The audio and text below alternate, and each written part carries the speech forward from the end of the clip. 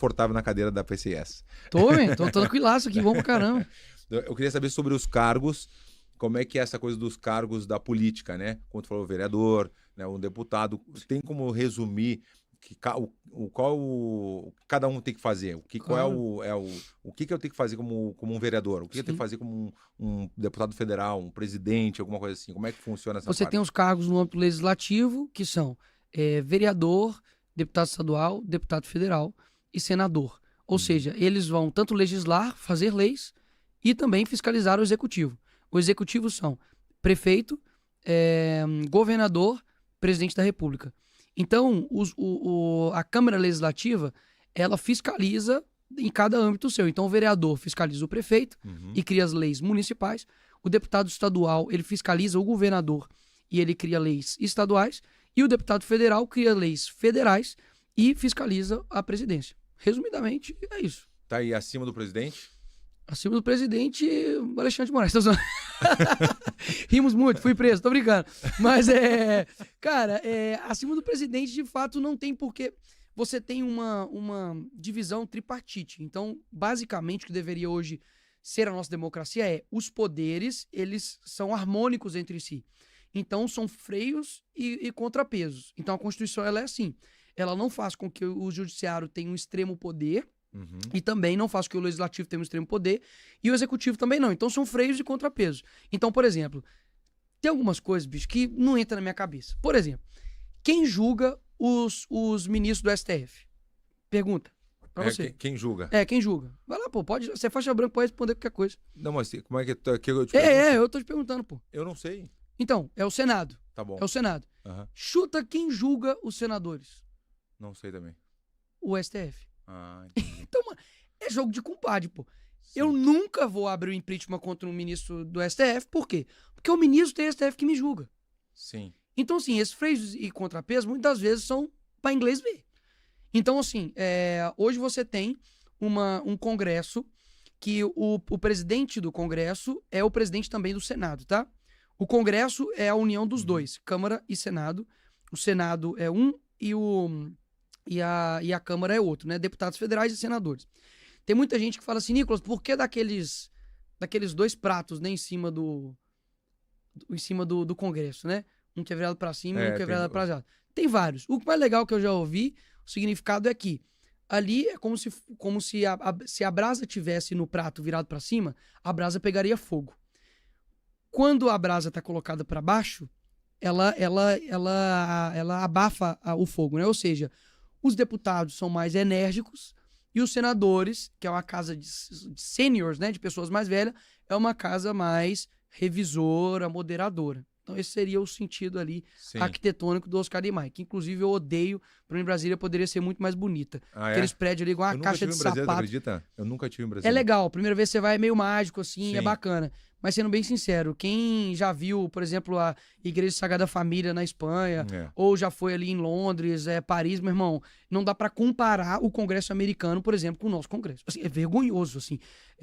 Você olha os ministérios ali na esplanada, é um monte de caixa de sapato espelhada, e o nosso Congresso, aquele tem lá, é ridículo. Eu odeio arquitetura. Inclusive, o prédio do TSE é idêntico ao prédio do Partido Comunista na França, e ambos foram feitos por Oscar Niemeyer, que também era um comunista. Mas enfim, eu não tô falando que todo comunista faz coisa ruim não, tá?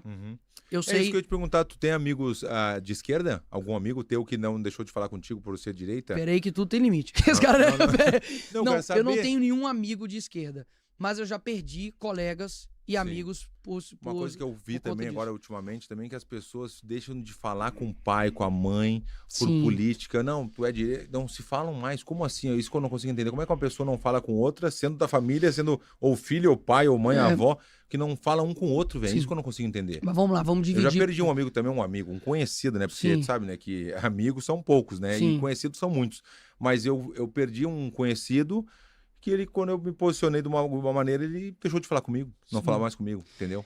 Então, Verdun, vamos dividir. Primeiro, sobre a amizade. São Tomás de Aquino, ele fala que a amizade é você amar as mesmas coisas e você odiar as mesmas coisas. É impossível ser amigo de alguém que eu amo algo e ele odeia esse mesmo algo. Ou eu odeio algo e ele ama esse algo. Então, a amizade é isso. É basicamente você ter uma harmonia de propósitos. Então, como eu vou ser amigo de alguém, no meu caso, tá? De uma pessoa que defende matar crianças no ventre, que seja a favor do aborto. Eu não consigo. Porque isso fere não os meus galhos. Se fosse ver eu como uma árvore, isso não tá ferindo os meus galhos. Que ali você pode ter um ali maior, você corta e vai adaptando. Não, isso tá ferindo a minha raiz. Então, se a minha raiz ela é fundada, eu como cristão, ela é fundada biblicamente, tudo aquilo que vai contrário à Bíblia, eu preciso colocar isso como prioridade. Então eu não posso, por exemplo, ser amigo do inimigo de Deus. Eu não posso. E a Bíblia é muito claro quanto ao aborto, por exemplo. A Bíblia é muito claro com relação a pecados abomináveis, como, por exemplo, que não há perdão, que é o caso de quando você blasfema contra o Espírito Santo. Como que eu vou ser amigo da Madonna? Ou seja, eu posso, como cristão, influenciá-la, eu posso ser luz na vida dela, claro. Mas a amizade, é como eu disse, ela depende de uma relação. Então, dentro mesmo do ciclo do próprio Jesus Cristo, onde ele tinha 12 discípulos, dentro dos 12 ele tinha os níveis de relacionamento dele.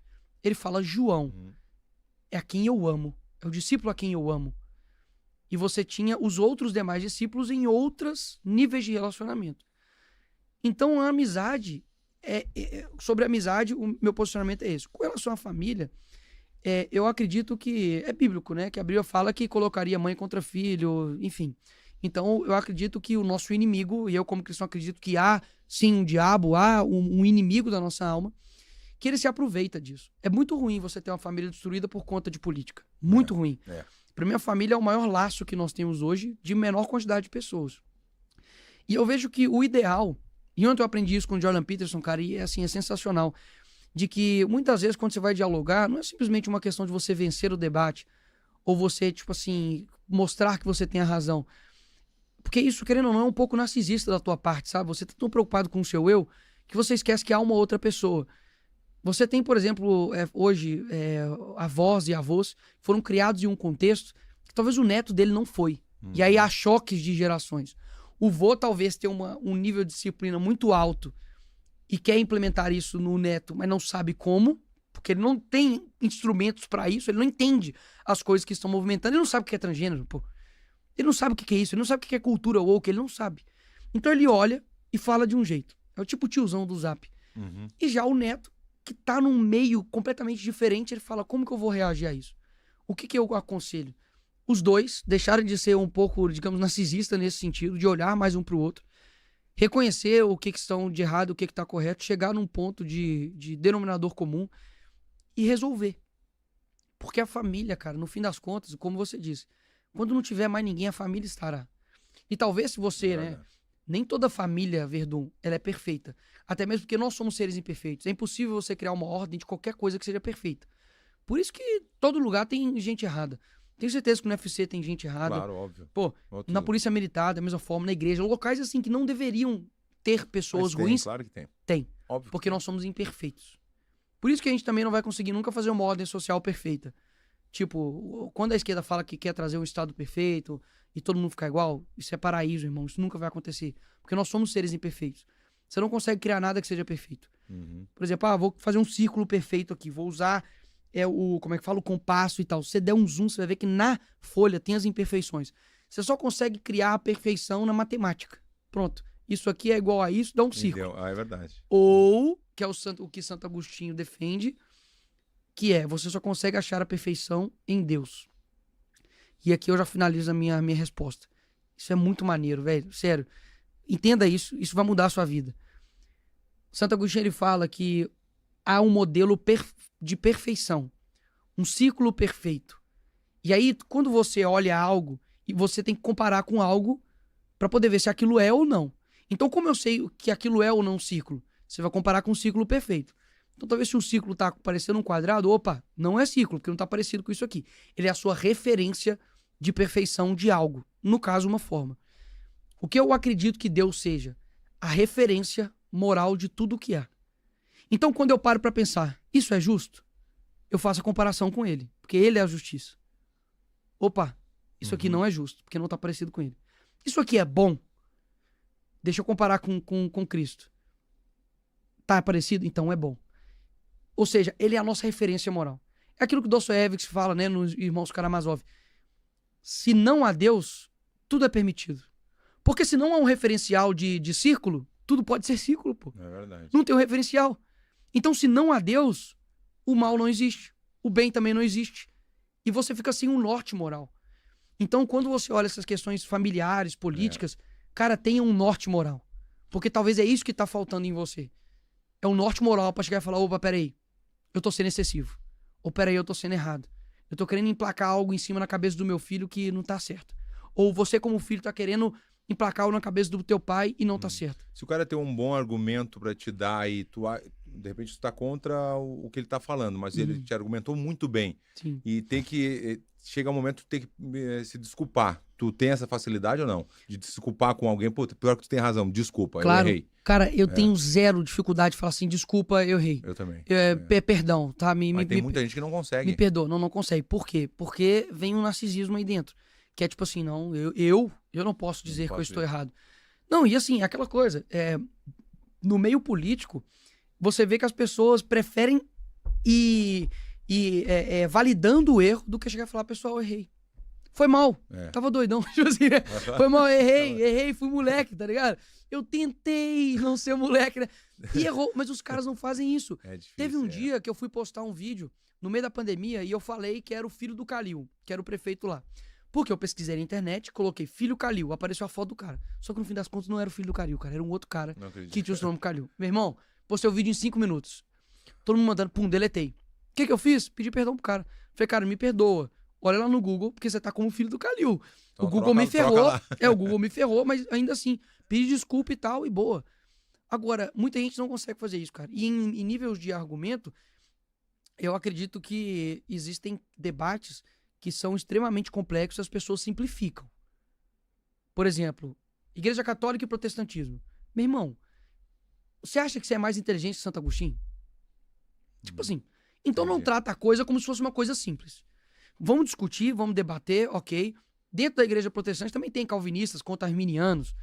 Cara, será que esses caras passaram a vida inteira discutindo algo, produzindo teorias, livros? Será que eles realmente vão simplificar? Falar, não, você tá errado. Não, você tá errado por causa disso, isso aqui. Não. Eu acredito que há uma verdade que a gente tem que buscar ela. E talvez você esteja defendendo algo que seja verdade. Sim. Mas, por um outro lado, eu não posso simplificar a discussão. Porque são questões complexas. Ah, do Papa, de Maria. Ah, mas o protestante também faz o mesmo com fulano. Ah, porque a hóstia, os católicos acreditam que é de fato o corpo e o sangue de Cristo. O protestante acredita que é uma representação. Cara, tá. Qual que é o foco do teu debate? É você ganhar o debate? Ou é você trazer edificação? Entendeu? Eu trato o debate assim.